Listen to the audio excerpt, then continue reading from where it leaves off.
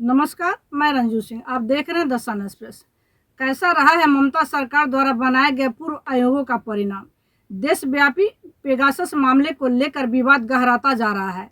अब इसे लेकर मुख्यमंत्री ममता बनर्जी ने 2 न्यायाधीशों की अध्यक्षता में जांच आयोग का गठन किया है, जो नेताओं, पत्रकारों, जजों और अन्य बड़े लोगों के कथित फोन टैपिंग मामले की जांच करेगा।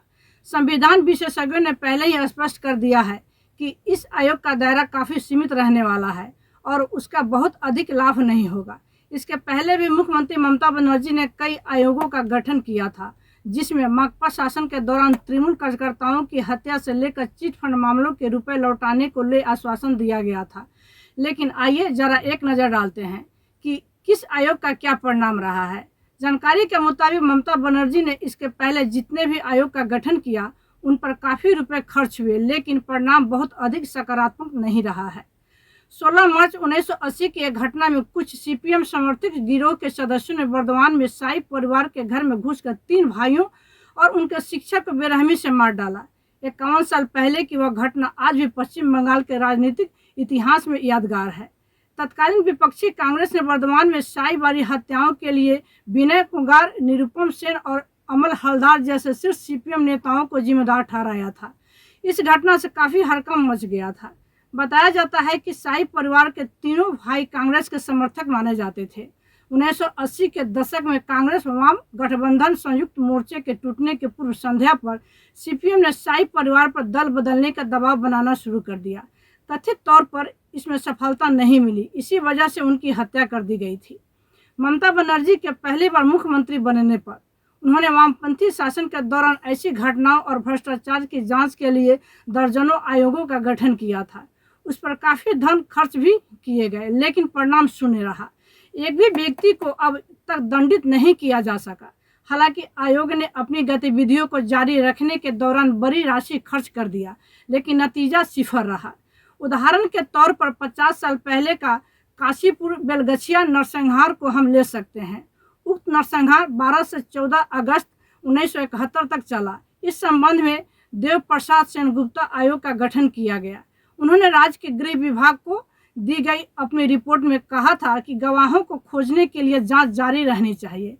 आयोग सूत्रों के अनुसार हत्या के संबंध में काशीपुर थाने में 11 शिकायतें दर्ज कराई गई हैं। 6 मामले कोर्ट में भी थे। इनमें से एक मामला कांग्रेस नेता निर्मल चटर्जी की हत्या से जुड़ा है। हत्या के मामले में कोर्ट ने 7 लोगों को उम्र कैद की सजा सुनाई है। बाद में आरोपितों को छोड़ दिया गया, उनकी कोई जानकारी नहीं है। शेष 10 मामलों में कोई दस्तावेज नहीं मिले। पूर्व जस्टिस आसिम बख्शी से भी पूछताछ हुई थी, लेकिन कोई लाभ नहीं हुआ। सूत्रों ने बताया कि काशीपुर और बरहान नगर थाने और अलीपुर कोर्ट जांच में मदद नहीं कर सके। कोर्ट से मिले सारे दस्तावेज अधूरे थे। आयोग ने अलीपुर कोर्ट के जिला जज को पत्र लिखकर विस्तृत जानकारी मांगी है, लेकिन अलीपुर कोर्ट ने कहा कि कोई दस्तावेज उपलब्ध नहीं है। आखिर में नाराज आयोग अलीपुर के जिला जज को पत्र के जरिए फिर जानना चाहा कि गवाहों को क्यों नहीं खोजा जा रहा है, फाइल किसने खो दी, क्या उनकी पहचान हो गई है, यदि हाँ तो क्या कार्रवाई की गई है। हालांकि आयोग ने बैठकर उस समय के समाचार पत्रों में प्रकाशित कुछ समाचारों को राष्ट्रीय पुस्तकालय से एकत्र किया। बार बार गवाहों को इकट्ठा करने के लिए अखबार में विज्ञापन दिए गए, लेकिन कोई लाभ नहीं हुआ। दस्तावेज नहीं मिलने पर आयोग ने मामले को राज्य के गृह सचिव के संज्ञान में लाया। घटना के दस्तावेजीकरण में सहायता के लिए खुफिया अधिकारियों की मदद से DCDD-2 की अध्यक्षता में एक नोडल समिति का गठन किया गया था, लेकिन वह समिति भी दस्तावेजों के मामले में आयोग की मदद नहीं कर सकी।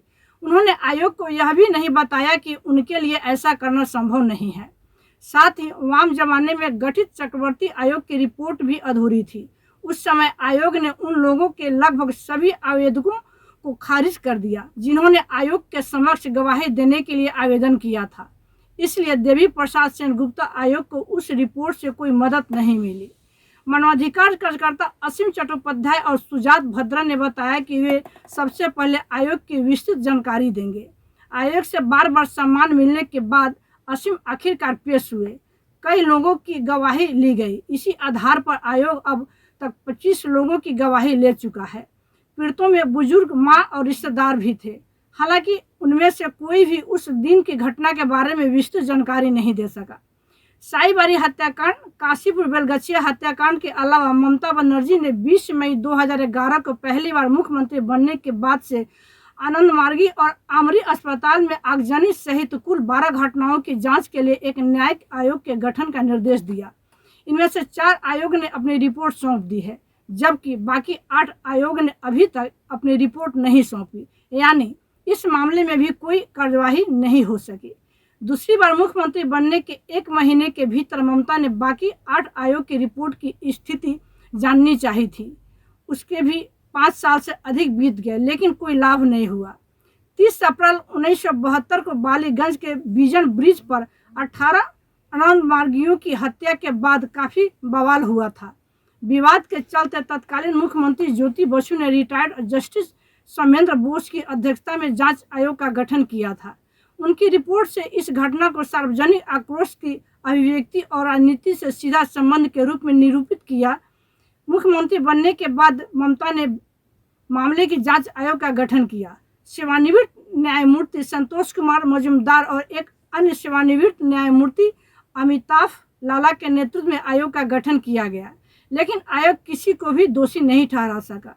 21 जुलाई 1993 को ममता बनर्जी के नेतृत्व में युवा कांग्रेस से राइटर्स बिल्डिंग अभियान रोकने के लिए पुलिस फायरिंग में 13 लोग मारे गए थे, 25 लोग घायल हो गए।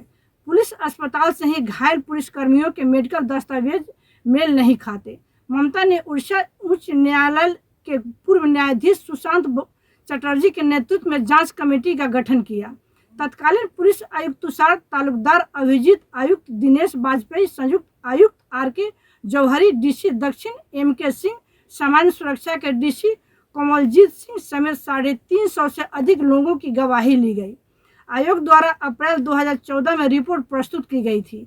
फायरिंग के आदेश का इशारा अप्रत्यक्ष रूप से तत्कालीन गृह सचिव मनीष गुप्ता की ओर से था, लेकिन रिपोर्ट फाइल में ही पड़ी रही, क्योंकि मनीष गुप्ता पार्टी बदल कर ममता के साथ आ गए थे और बाद में मंत्री भी बने थे। 8 जून 1999 को पश्चिम बंगाल मिदनापुर के चंद्रकोना में महाहुल उत्सव के दौरान एक लॉरी के पलट जाने से 23 लोगों की मौत हो गई थी। ममता बनर्जी ने घटना की जांच के लिए एक आयोग का गठन किया। न्यायमूर्ति निखिल नाथ भट्टाचार्य की अध्यक्षता वाला आयोग जांच कर रहा था।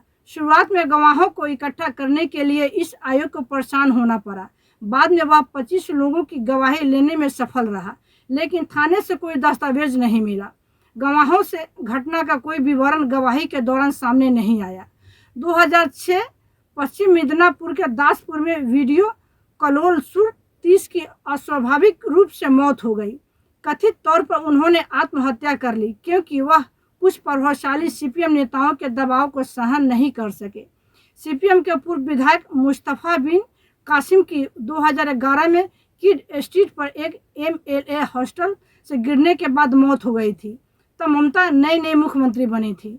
उनकी पार्टी का उत्तर बशीरहाट के विधायक कासिम का सीपीएम के कुछ नेताओं से मतभेद था। ममता बनर्जी ने कलोल सुर और मुस्तफा बिन कासिम की मौत की जांच के लिए एक न्यायिक आयोग के गठन का निर्देश दिया था। आयोग की रिपोर्ट में दोनों घटनाओं आत्महत्या बताया गया है। दिसंबर 2011 में आमरी अस्पताल में आग लगने से 92 लोगों की मौत हो गई थी। 5 साल बाद अलीपुर कोर्ट ने उसके खिलाफ आरोप तय किए, लेकिन न्यायिक आयोग जांच पूरी नहीं कर सका। ऐसे ही कई अन्य आयोग मुख्यमंत्री ने बनाए हैं। मुख्यमंत्री के करीबी सूत्रों ने दावा किया है कि दस्तावेजों के लीक होने से लगभग हर मामले में जांच बाधित हुई है। थाने या कोर्ट में भी दस्तावेजों का मिलान नहीं हुआ। कई जांच में गवाहों का मिलान नहीं हुआ। इन्हीं सब कारणों से जांच आयोग मजाक बन गया है। वामपंथी शासन में भी कई आयोग गठित हुए, लेकिन उनका नेट रिजल्ट 0 रहा। जैसे वक्फ घोटाले, यह घोटाला वामपंथी नेताओं के कथित संरक्षण में हुआ था। कम से कम 1000 करोड़ रुपए के जमीन घोटाले के आरोपों की जांच के लिए आयोग गठित किया गया है। मुख्यमंत्री ज्योति बसु ने मार्च 1996 में सेवानिवृत्त न्यायमूर्ति गीतेश रंजन भट्टाचार्य को जांच की जिम्मेवारी सौंपी थी। करीब 5 साल बाद 31 दिसंबर 2001 को 1355 पन्नों की रिपोर्ट पेश की गई। हालांकि कोई परिणाम नहीं हुआ। इसी तरह की अन्य खबरों के लिए आप जुड़े रहें तो सन न्यूज़ के साथ। धन्यवाद।